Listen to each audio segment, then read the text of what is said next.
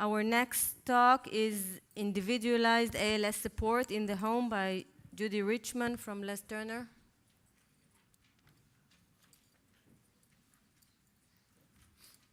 Thank you. Good morning, everybody. So my name is Judy Richman. I'm the Director of Patient Services with the Les Turner ALS Foundation. And I'd like to thank the Alliance for giving us the opportunity for me to make this presentation today.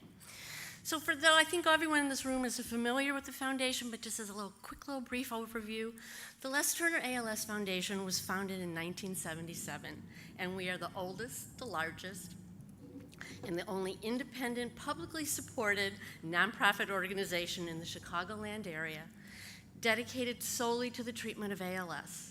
Our mission is to advance scientific research, provide exceptional clinical care, but we also provide a number of patient and family service programs that enhance the continuity of patient care, as well as providing support and resources needed to improve our patients' quality of life. So the foundation offers a number of different programs and services. We support and work with the in coordination with the Lois and Solia ALS Clinic at the Les Turner ALS Research and Patient Center at Northwestern Medicine. We have a number of different grant programs. So the Patient and Service Family Grant will help offset the cost of equipment not covered by insurance, respite grant for caregivers, transportation to bring our patients to and from clinic on Wednesday and Thursday afternoons. We have 4 support groups. We maintain a communication lending closet, DME lending closet. We put on a number of educational meetings in services, but the pride and joy, if I do say so myself, is the home and community team. This is a program that was started over 20 years ago with 1 nurse. We now have, including myself, 5 nurses and 2 social workers, one of whom specializes in working with children. And whereas we usually visit patients in their homes, we can do numerous other places of visits. We're also doing more phone and FaceTime visits. We can meet with people in skilled nursing facilities, their workplace. We've gone to coffee shops. We've gone to parks. We've gone anywhere if someone wants to meet with us. The frequency of our home visits will depend on the patient. Some want to see us every month. Some want to see us every 2 months. Some people go, Judy, when I feel like it, I'm going to give you a call. Fine. The reality is normally we say patients in between their clinic visits, so say they go every 3 months to clinic. My team usually goes in every 6 to 8 weeks. As I said, we work very, very closely with the clinic. Our visits can last 1 to 4 hours, but the issue is no matter how many hours we spend with them or how many visits we make with them, we are always available to communicate by phone.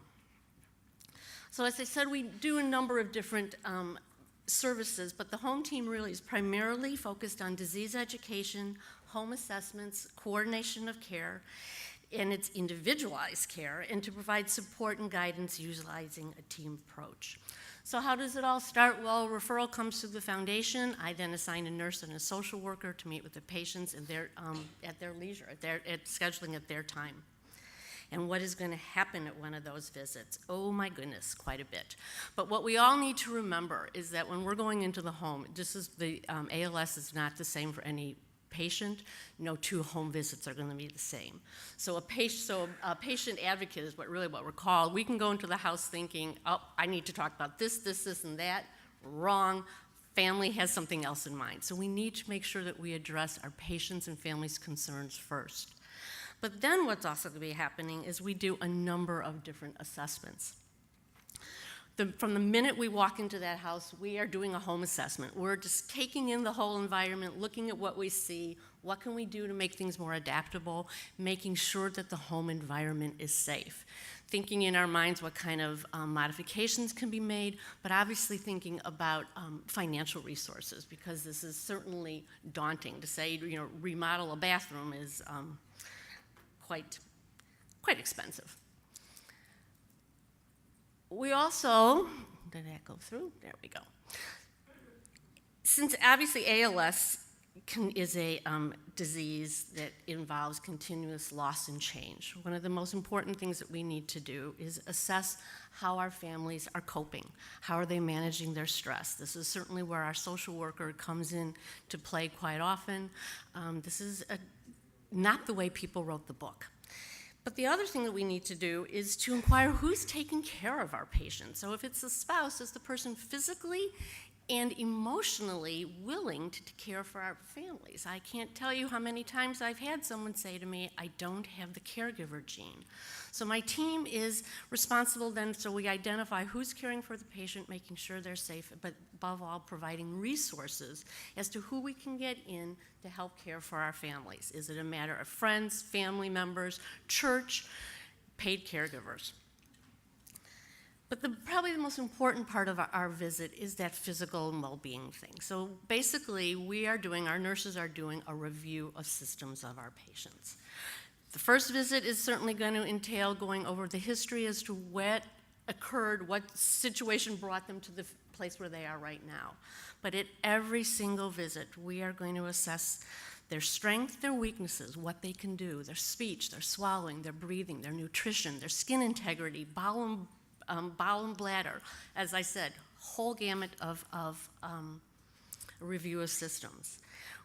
As the disease progresses, then we're going to help our patients in the decision-making process regarding feeding tubes, end-of-life issues, hospice, and then certainly helping them complete their advanced directives.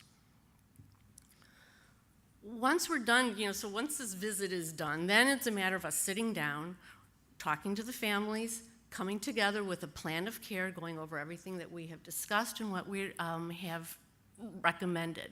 But we also then provide a report to our clinic physicians, because if we need certain medications ordered, if we need equipment ordered, my team can't do that, so we're working very closely with the clinic.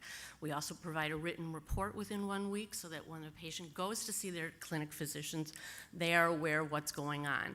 I've had many of the doctors at clinics say, we are their eyes and ears, because the reality is patients tell us, we're in their home. So we see things that are going on that doctors don't. When they go to clinic, they tell the doctor many times what they think the doctor wants to hear. We get around that very easily. Well, not easily, but we get around that.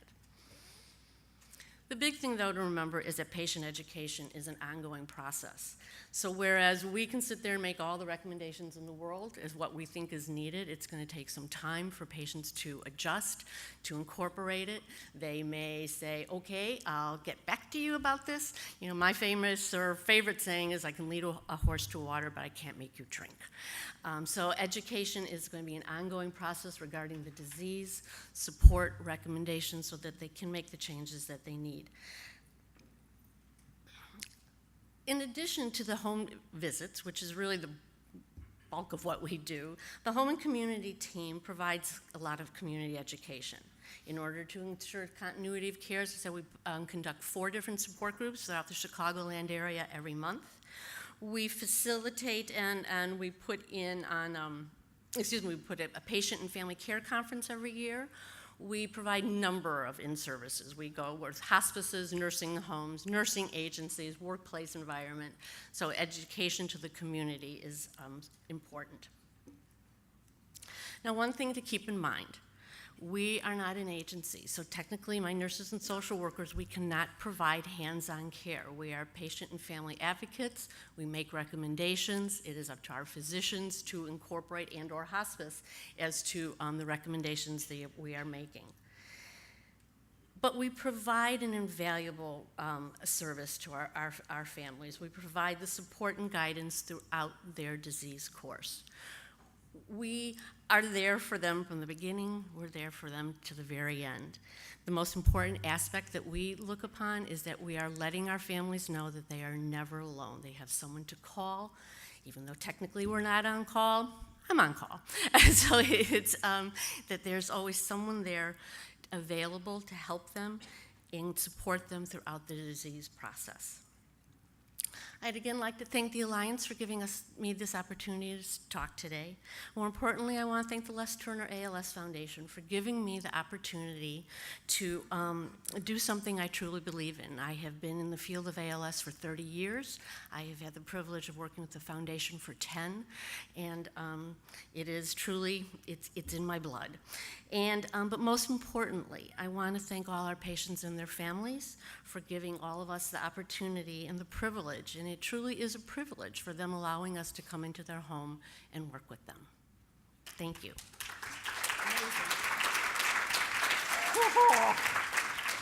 You need to learn from her. She has an inner clock of 10 minutes. Exactly. Good job. Any questions, comments? Yes. I wonder what's your success rate on your recommendations, not being a hands-on organization.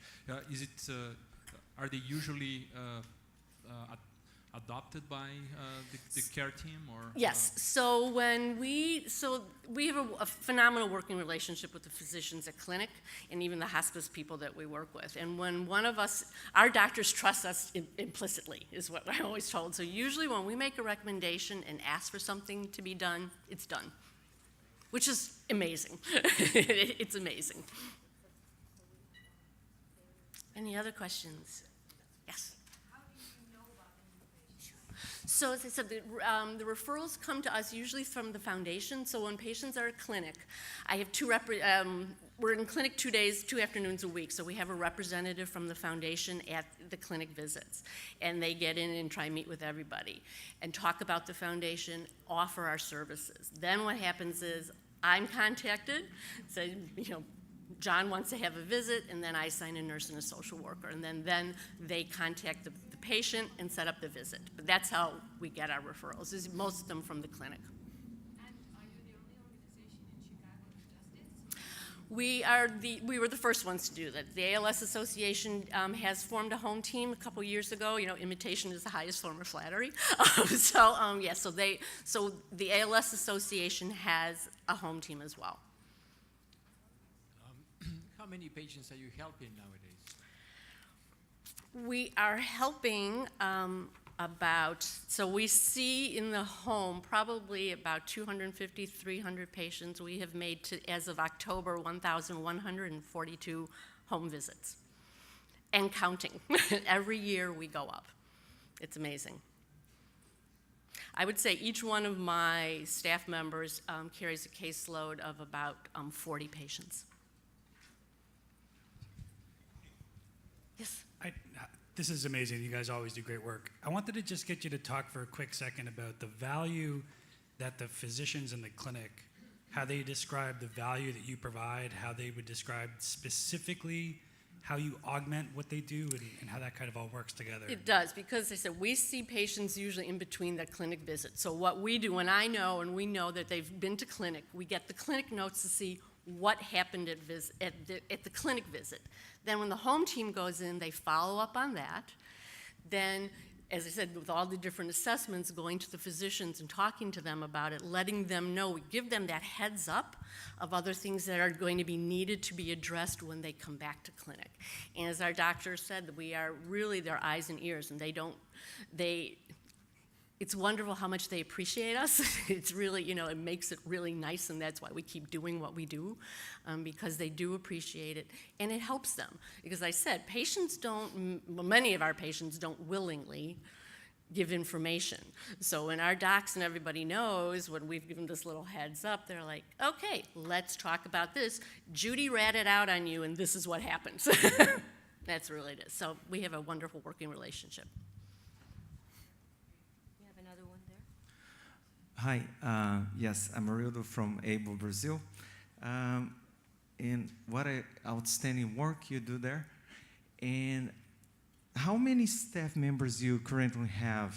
And also, do you have in a volunteer basis, or how do you manage to have volunteers and maybe someone that actually receives or gets some compensation, like nurses and staff? So again, the home and community team, we are part of the Les Turner ALS Foundation. So there's, in addition to myself, there's 4 other nurses and 2 social workers. We are not an agency. We are not employed by the clinic, but the foundation works in conjunction with the clinic. That makes sense?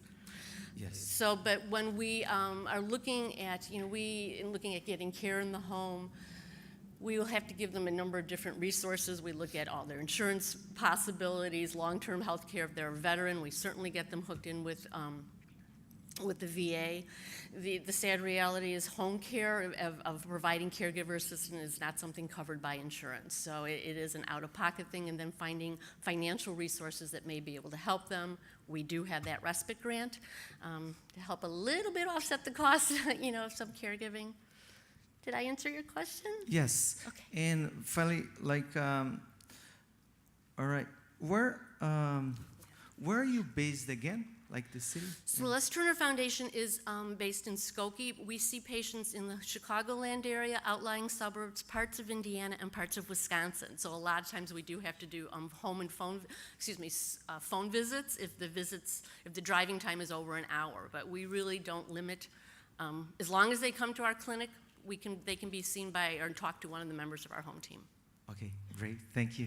And I think we have to wrap this up. I will certainly be happy to talk to anybody later. Thank you. Thank you very much, Judy. So